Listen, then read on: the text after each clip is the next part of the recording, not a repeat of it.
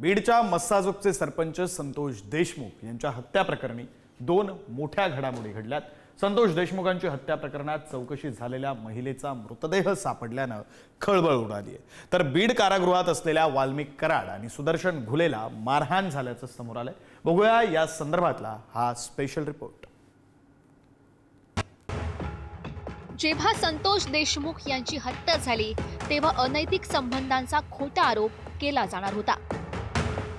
यासाठी वाल्मिक कराड गँगकडून कळंबमधील एका महिलेला तयार करण्यात आलं होतं। मात्र आता त्याच महिलेची हत्या झाल्याचा आरोप सामाजिक कार्यकर्त्या अंजली दमानिया यांनी केलाय। संतोष देशमुख हत्या प्रकरणात काही धागेदोरे हाती लागू नये म्हणून या महिलेला संपवल्याचं बोललं जात आहे। संतोष देशमुख यांच्यावर अनैतिक संबंधांचे आरोप करण्यासाठी महिलेला तयार करण्यात आलं होतं। कळंब शहरातील द्वारका नगरीमध्ये राहत्या घरात या महिलेचा मृतदेह आढळला। ज्या घरातून उग्र वास येत होता त्या घराला बाहेरून कुलूप लावलेलं होतं। संबंधित महिलेचा सडलेल्या अवस्थेत मृतदेह पोलिसांना आढळला। मृतदेह सडलेला असल्यानं जागेवरच पोस्टमॉर्टम केलं आणि अंत्यविधीही उरकला। संबंधित महिला अनेक पुरुषांना अडकवण्याचं काम करायची।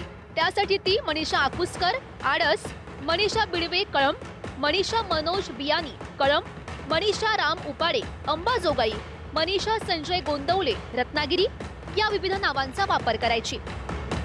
आज जेव्हा मी त्यांच्याशी बोलले तेव्हा त्यांनी कन्फर्म केलंय की अशी एक महिला तिथे आढळली होती। तिच्या घरात म्हणजे घराला बाहेरून कुलूप होता आणि आत तिचा मृतदेह होता आणि डोक्यात म्हणजे बोलताना सुद्धा कसतरी वाटतं की हातोडा घालून तिला मारण्यात आलं होतं। आणि तो जो माणूस, ती 2 माणसं होती, त्याचे आता व्हिडिओ ऑडिओ देखील त्यांच्याकडे पोहोचलेले आहेत। आणि कसं झालंय की ती महिला इतकी विचित्र होती की तिच्या घरच्यांनी सुद्धा कंप्लेंट देण्यास सुद्धा नकार दिल्यामुळे FIR होत नव्हती। नेमकी तीच महिला का असं जर SITच्या तपासामध्ये पुढे आलं आणि त्या महिलेचा जर खून झाला तर ती गंभीर बाब आहे। मग आता हे पुढचे पुरावे संपवायला सुरुवात झाली का?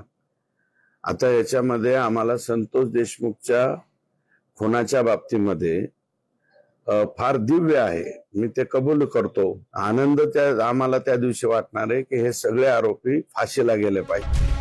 संतोष देशमुख हत्या प्रकरणातील आरोपी वाल्मिक कराड, सुदर्शन घुलेला बीड कारागृहात ठेवलाय।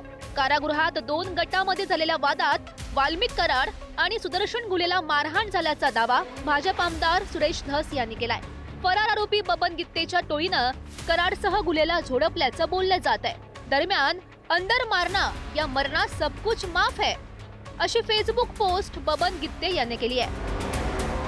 आरोपी सुदीप सोनवणे आणि राजेश वाघमोडे यांच्यात वाद झाला। 2 गटातील वादात वाल्मिक कराड, सुदर्शन घुलेला मारहाण झाली। बबन गित्ते गँगमधील महादेव गित्ते, अक्षय आठवले यांनी वाल्मिक कराडसह सुदर्शन घुलेला मारहाण केल्याचा दावा करण्यात आलाय। वाल्मिक कराडच्या सांगण्यावरून आम्हाला मारहाण झाल्याचा कैद्यांनी आरोप केला। वाल्मिक कराड, सुदर्शन घुलेला मारहाण झाली नसल्याचा प्रशासनानं दावा केलाय।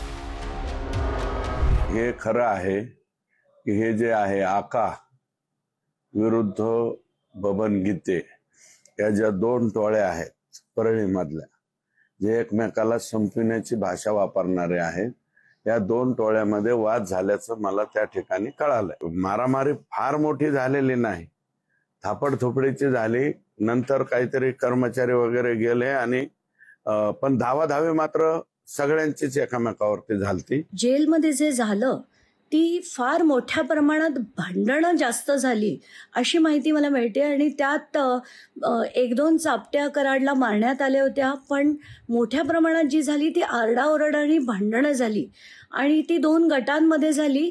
आता याच्यावरनं आपल्याला हेच सिद्ध होत आहे की ह्या ज्या टोळ्या होत्या वेगवेगळ्या आणि त्यांच्यातली टोकाची जी भांडणं होती ती आज स्पष्टपणे बाहेर येताना दिसत आहेत। दरम्यान बीड कारागृहातील बंदी महादेव गित्ते याला संभाजीनगरमधील हर्सुल कारागृहात हलवण्यात आलाय। कारागृहात 2 कैद्यांमध्ये मार खाण्याची घटना घडलेली होती आणि यानंतर खबरदारीचा उपाय म्हणून महादेव गित्तेसह इतर काही कैद्यांना हलवण्यात आलाय। कोण आहे महादेव गित्ते? परळीतील शरद पवार गटाचे नेते बबन गित्ते यांचा कार्यकर्ता। परळीच्या बबन गित्ते आणि वाल्मिक कराड यांच्यात वैर आहे। सरपंच आंधळे खून प्रकरणातील आरोपी बबन गित्ते अजूनही फरार दिसतोय। हत्या प्रकरणाच्या वेळी महादेव गित्ते याच्यावर गोळीबार झालेला होता। वाल्मिक कराडच्या सांगण्यावरून गोळीबार झाल्याचा गित्तेनं आरोप केला होता। बापू आंधळे खून प्रकरणात अडकवल्याचा महादेव गित्ते यांना दावा केला होता। आहे अक्षय आठवले. अक्षय आठवलेकडून काही दिवसांपूर्वी बीडमध्ये गोळीबार करण्यात आला. बनावट नोटा प्रकरणात अक्षय आठवलेवर गुन्हा दाखल आहे. अक्षय आठवलेसह इतर साथीदारांवर 2 महिन्यांपूर्वी मकोका कारवाई करण्यात आली. अक्षय आठवलेवर अनेक गंभीर गुन्ह्यांची नोंद आहे. काल बीड मधला प्रकार अत्यंत गंभीर होता. आजही ज्यांना अटक केलेली त्यांच्याकडून अनेक प्रकारची माहिती उपलब्ध करून घेण्याचं काम पोलीस करतायत आणि एखादा घटनेचा तपास चालू असताना त्याच्यावर भाष्य करणं योग्य होणार नाही. मला याची कल्पना नाही. त्या ठिकाणी कदाचित तो असंतोष बाहेर आला असेल, परंतु शेवटी आपल्याकडे कायदा आहे, न्यायव्यवस्था आहे. त्या ठिकाणी योग्य ती न्याय देण्याचं काम त्या ठिकाणी या यंत्रणा करत असतात. परंतु मला अजून का, कुठे, कशातनं मारहाण झाली याची कल्पना नाही. संतोष देशमुख हत्या प्रकरणातील वाल्मिक कराडसह त्याच्या गँगला व्हीआयपी ट्रीटमेंट दिली जात असल्याचा आरोप होतोय.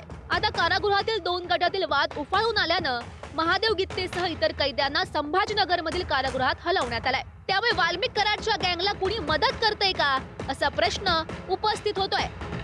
उदय नागरगोजे, पुढारी न्यूज, बीड.